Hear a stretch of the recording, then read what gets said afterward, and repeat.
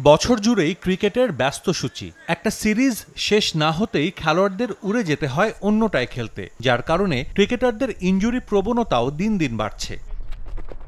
বিশ্বের সবচেয়ে জমজমাট টি-20 লিগ আইপিএল শুরু হতে বাকি নেই বেশি দিন। তবে লিগ মাঠে গড়ানোর আগে বেশ কিছু ক্রিকেটার ঝরে পড়ছে। এর মধ্যে তাদের বদলিও নিয়েছে দলগুলো। তবে আসর শুরুর আগেই বিপাকে পড়েছে অন্যতম সফল দল মুম্বাই ইন্ডিয়ান্স। চোটের জন্য ছিটকে গেছেন লিজার্ড উইলিয়ামস, আল্লাহ গজনফর। এই দুজনের পরিবর্তে করবিন বশ ও মুজিবকে দলে নিয়েছে 5 বারের আইপিএল চ্যাম্পিয়নরা। তবে নতুন খবর, বিশ্বের অন্যতম সেরা পেসার জসপ্রীত বুমরাকে আইপিএলের শুরু থেকে পাবে না মুম্বাই।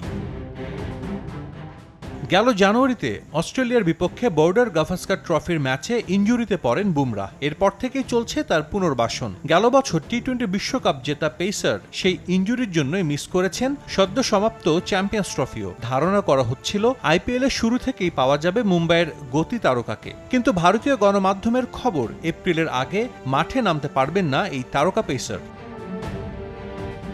মার্চ মাসে মুম্বাই ইন্ডিয়ান্স খেলবে আইপিএলের 3টি ম্যাচ।